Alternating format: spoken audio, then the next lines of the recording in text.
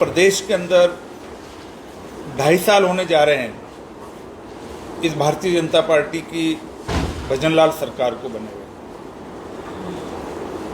पिछली सरकार ने जो योजनाएं चालू की थी आपको पता है, चाहे मेडिकल के अंदर हम लोग जो हमारी योजनाएं थी 25 लाख रुपए देते थे, ये सब योजनाओं को कहीं न कहीं कमजोर किया गया है।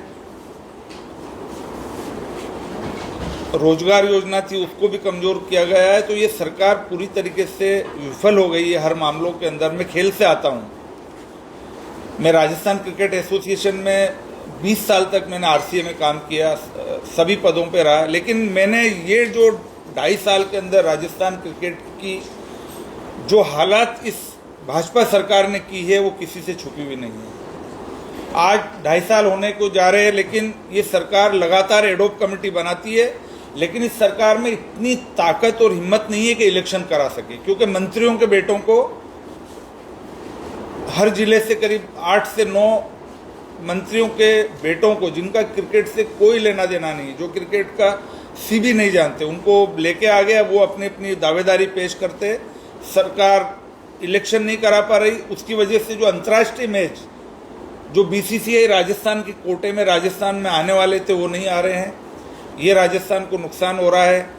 आपको पता होगा आईपीएल के टाइम भी कई चीज़ें हुई, मैच होंगे नहीं होंगे, बड़ी मुश्किल से यहाँ पे मैच मिले। फिर उसके बाद राजस्थान क्रिकेट एसोसिएशन को पिछली सरकार में माननीय अशोक गहलोत जी ने 100 एकड़ ज़मीन नॉमिनल चार्ज पे, नॉमिनल पैसे पे, क्योंकि देश के सभी स्टेट एसोसिएशन के पास अपने स्टेडियम थे पूरे देश में, लेकिन राजस्थान क्रिकेट एसोसिएशन के पास अपना स्टेडियम नहीं था।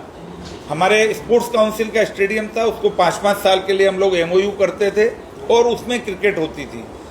हमने वैभव गहलोत जी के टाइम पे, अशोक गहलोत जी के जब मुख्यमंत्री थे तो ज़मीन दी और स्टेडियम का काम चालू हुआ।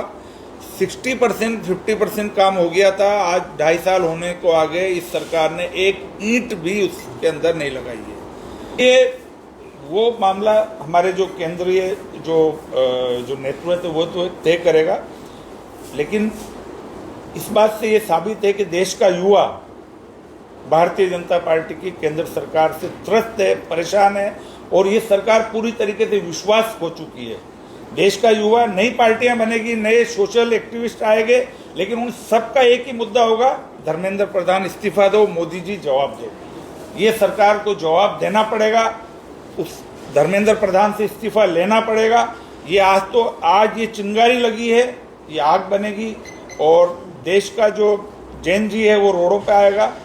और क्योंकि ये सिर्फ इस साल का नीट का ये एग्ज़ाम नहीं हुआ है, आपको पता है, इसके पहले भी घटनाएं हुई थी, लेकिन ये छुपा दी गई थी सरकार गैर जिम्मेदारी तरीके से काम कर रही है, और इसके लिए धर्मेंद्र प्रधान को इस्तीफा देना पड़ेगा, इसके अंदर सुधार करना पड़ेगा, नहीं तो जनता इसको माफ़ नहीं करेगी। जो मंत्री ने इसके अंदर, हम तो सीधे आरोप लगा रहे हैं कि इसके अंदर मंत्री इन्वॉल्व था। भारतीय जनता पार्टी के लोग, उनके लोगों को सपोर्ट करने के लिए, उनको फ़ायदा पहुंचाने के लिए ये पेपर लीक किया गया था, क्योंकि महाराष्ट्र में इसके जो कल्पित थे या जो भी लोग हैं वो लोग भारतीय जनता पार्टी से कहीं ना कहीं से जुड़े हुए थे। तो इसके अंदर भारतीय जनता पार्टी का मंत्री इसके अंदर इन्वॉल्व है, उनको जिम्मेदारी लेते हुए उसके खिलाफ सख्त कार्रवाई करना चाहिए। तो पता होगा कि एनयूसीआई और यूथ कांग्रेस पूरे देश के अंदर लगातार, कभी भोपाल में, कभी इंदौर में, कभी जयपुर में, कभी दिल्ली की सड़कों पे, कभी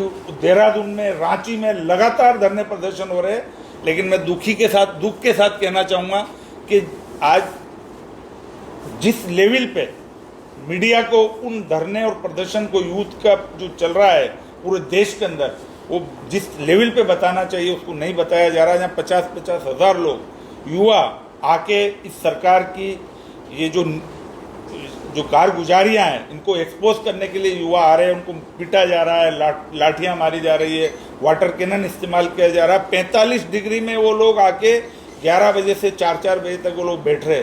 तो इसका मतलब ये है कि पूरा देश में गुस्सा है इस सरकार के खिलाफ, और देश का युवा, देश की जनता इस सरकार को माफ़ नहीं करेगी। इन्होंने नीट का तो किया ही है, महंगाई बढ़ रही है, नीट का क्या, देश का लगातार पूरी दुनिया के अंदर देश की रेपुटेशन भी खराब हो रही है। घेराव किया, उसके बाद सरकार ने बात करी और उनको अभी भी वो नहीं किया, अभी उनको जो वो आज भी परेशान है, लेकिन उसके बाद कुछ उनको रिलीफ मिली है। तो ये सरकार सिर्फ बातें करती, देश का प्रधानमंत्री झूठ बोलता है, देश का ये राजस्थान का मुख्यमंत्री झूठ बोलता है, तो मंत्री झूठ बोल लेगा उसमें क्या फर्क पड़ता है। इनकी नीतियां एक जगह पे अलग होती है, दूसरी जगह भारत के अंदर राजस्थान में ये अलग बोलते हैं, उत्तर प्रदेश में अलग बोलते हैं। एक जगह कहते हैं कि 14 साल के बाद गौ माता नहीं है, उसको कुछ भी कर सकते हैं, हम मार सकते हैं। एक जगह कहता है आप घर में खा सकते हो।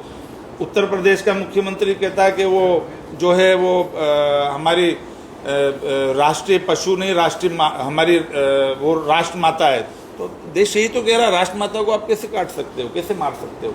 हर जगह आप अलग अलग आपकी पॉलिसी, नॉर्थ ईस्ट में आप अलग बात करते हो, उत्तर भारत में अलग बात करते हो। खेलों को लेके आप कहते हो कि आप विदेश यात्रा मत करो, अगले दिन खुद चले जाते हो। आप कहते हो सोने का वाला मामला हो, आप देख रहे हैं कि अभी जो अंडमान वाला जो मामला चल रहा है, अपने निजी मित्रों को फायदा दिलाने के लिए 150 किलोमीटर का पूरा जो द्वीप है देश का प्रधानमंत्री उसको देना चाहता है, जिससे ग्लोबल वार्मिंग का खतरा हो जाएगा। उसके ऊपर बयान क्यों नहीं देते? जब देश के विपक्ष का नेता वहां जा रहा है, वहां पे जाके मीडिया से बात कर रहा है, उसको जिस लेवल पे उस बात को उठाना चाहिए, क्योंकि आज ये जो गर्मी, ये परेशानियां, ये बाढ़ आना, ये सब इसीलिए कि ग्लोबल वार्मिंग की वजह से पूरा सिस्टम बिगड़ रहा है। सरकार अपने मित्र को लगातार जंगल, जल और जमीन बेच रही है। उसका जिस तरीके से हमको और मजबूती से विरोध करना चाहिए, वो कांग्रेस ने उस बात की एक अलग जगह है। और मैं समझता हूं कि देश उस अंडमान निकोबार का जो वो एरिया है उसको अपने मित्र को, मोदी जी को नहीं देने देगा।